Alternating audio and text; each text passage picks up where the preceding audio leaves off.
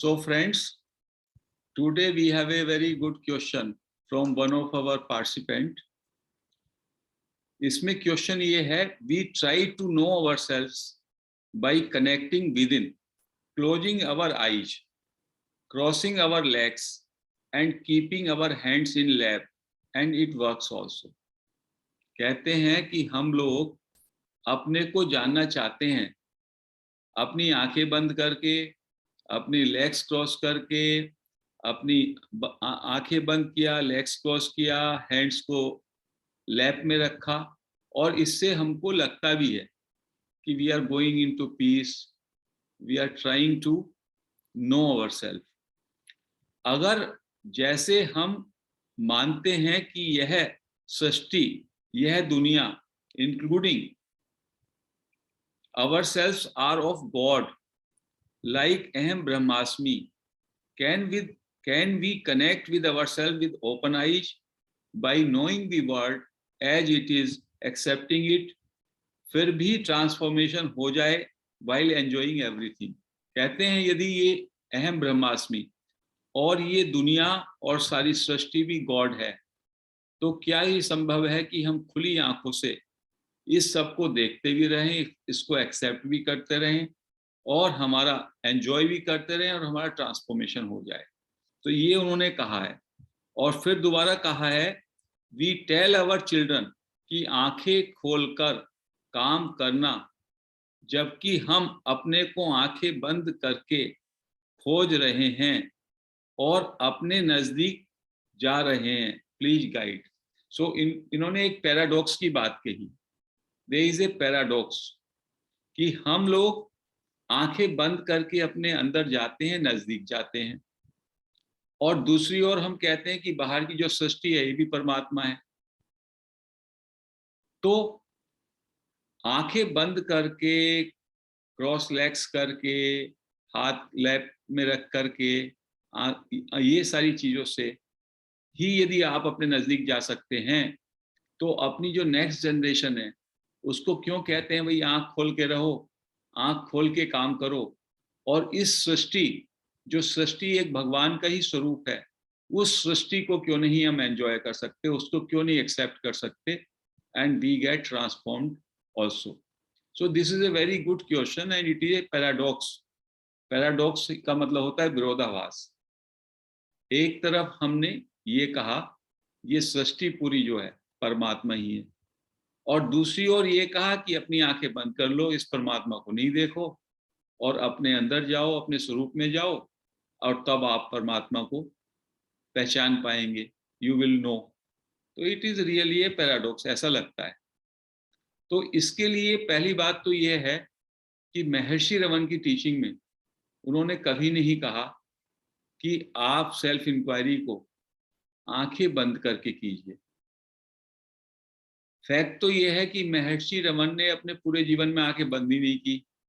जब वो सोते होंगे तब उनकी आंखें बंद होती होंगी तो होंगी, अदरवाइज उनकी आंखें एकटक खुली रहती थी और उनकी आंखों से ही काफी ट्रांसमिशन होता था।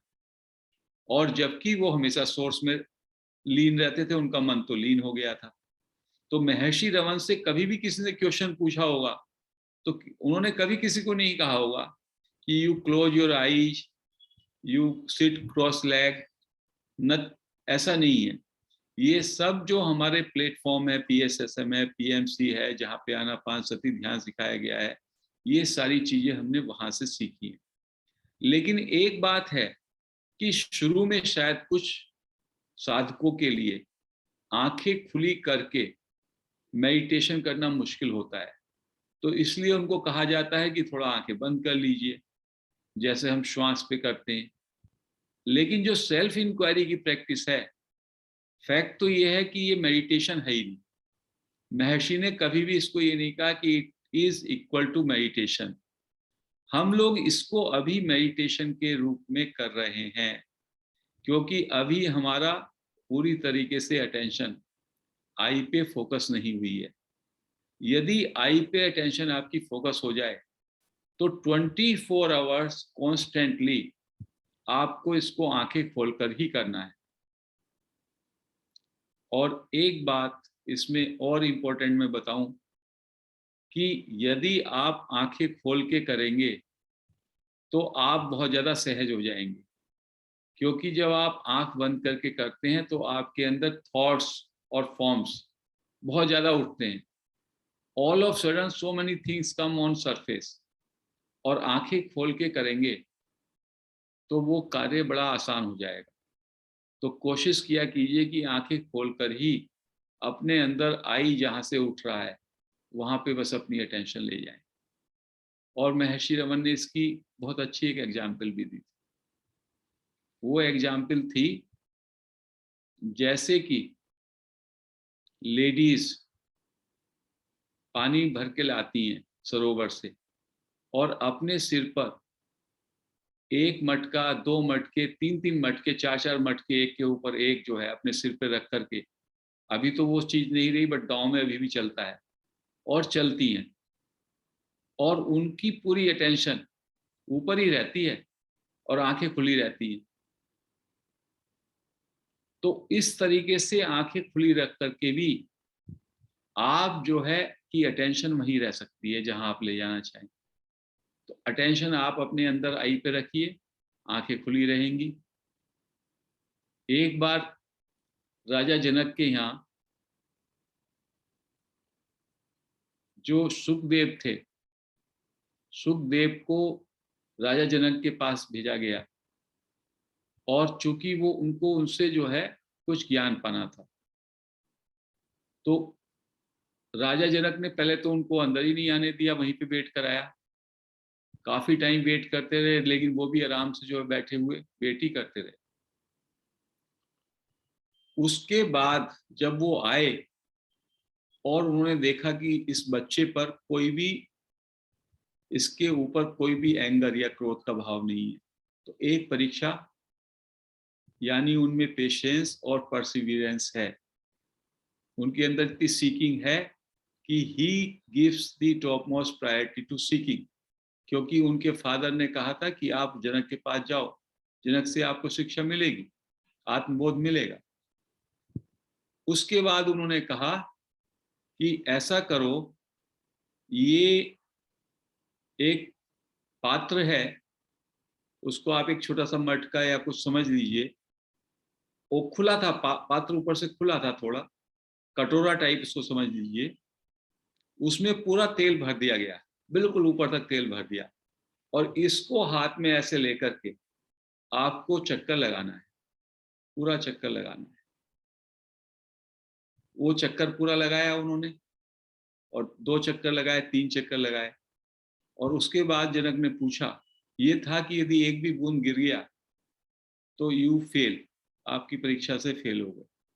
तो उसके बाद जब तीन चक्कर उन्होंने लगा लिए और एक बूंद भी तेल नहीं टपका, तो राजा जनक ने उनसे पूछा कि आपने क्या देखा। उन्होंने कहा, मैंने कुछ नहीं देखा, मेरा पूरा अटेंशन इसी पे था, आंखें खुली थी, कान खुले थे, बट मैंने कुछ नहीं देखा। तो ये सेल्फ इंक्वायरी प्रैक्टिस जो है, अल्टीमेटली ऐसी प्रैक्टिस है कि आंखें तो आपकी खुली रहे, कान भी खुले रहेंगे, नाक भी खुली रहेगी, बट एंटायर अटेंशन भी focus on I.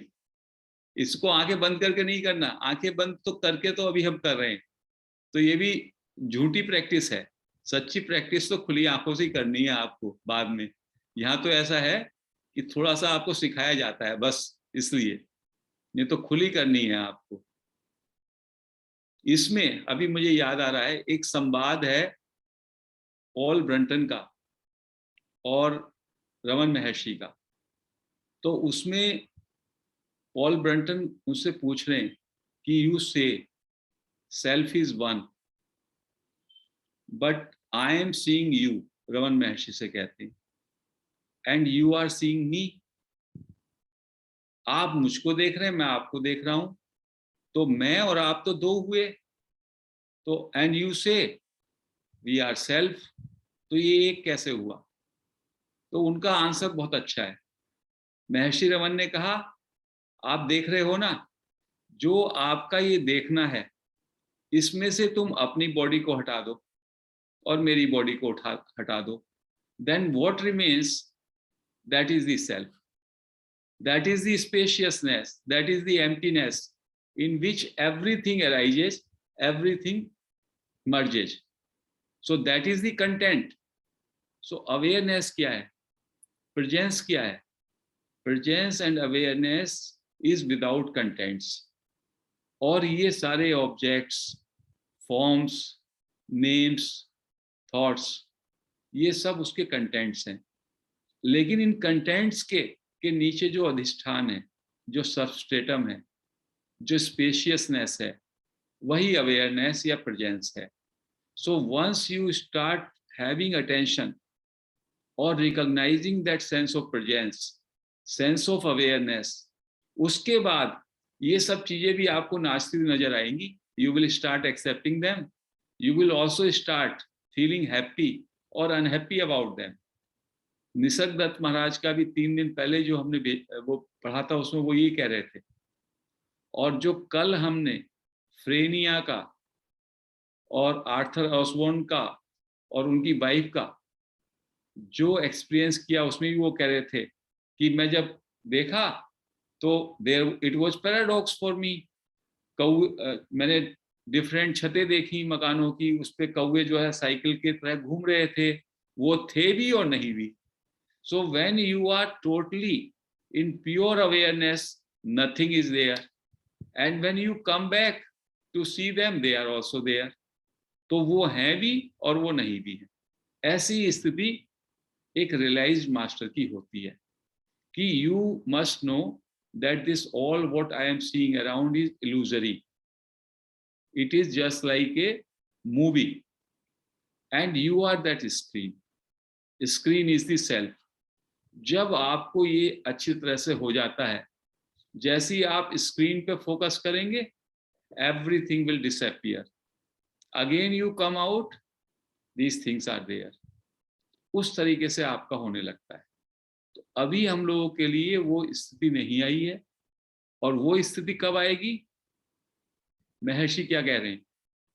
This is very important. Again महर्षि ये कह रहे हैं, थॉट्स जो हैं, थॉट्स को छोड़ के थिंकर पे आओ, सीन को छोड़ करके सीयर पे आओ, और फिर सीयर को भी छोड़ दो. Because thoughts and thinker they are interdependent. अभी तो हम थॉट्स को, फॉर्म्स को, इनको ज्यादा महत्व देते हैं. तो इससे उन्होंने क्या कहा? Instead of going to the object, come back to I who is the thinker. Thoughts को छोड़ के थिंकर पे आइए, और थिंकर के भी मूल में जाकर के थिंकर को भी छोड़ दीजिए. So thought and thinker, both of them are contents, and the presence in which they arise, that is the source, that is the awareness. So let thoughts go, and thinker also, who am I के जरिए जो ये आई है, which is the thinker, let it also go, and then what remains, that is the awareness, that is the presence. So this is the entire substance of those teachings, कि you have to just be. Just be means sense of presence only, sense of awareness only, and be के बाद जो है, be this, that, this all is the contents. That may be the thoughts, that may be the thinker, that may be the sound, that may be the listener. जब sound है तो listener है, जब thought है तो thinker है, जब scene है तो seer है.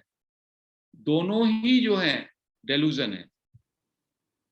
There is witness behind that. There is a drishta behind that. There is a sakshi behind that. That is that awareness. That is that Sat Chit Anand. So this is, in summing up, this is the teaching. And then paradox goes.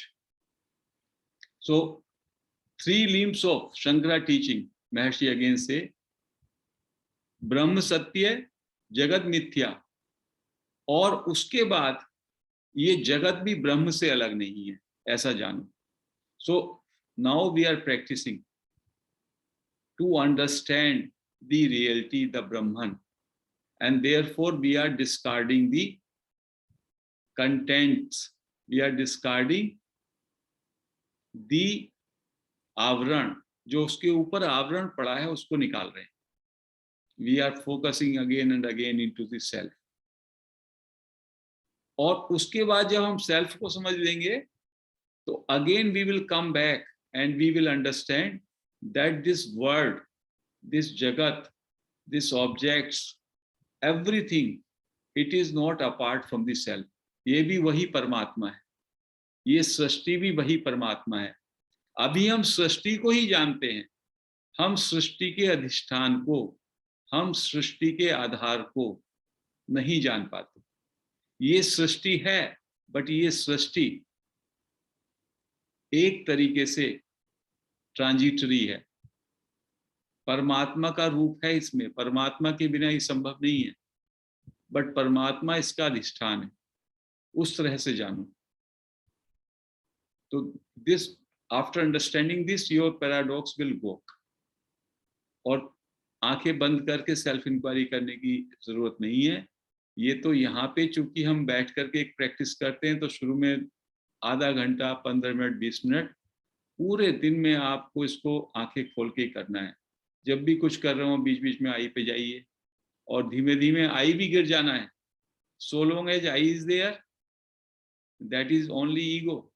When this I also drops or vanishes and only presence remains, only awareness remains, then that is the self. So we can sum up our teachings like this. So आज इस चर्चा को, इस प्रश्न को यहीं पे समाप्त करते हैं. Then we can have some question answer.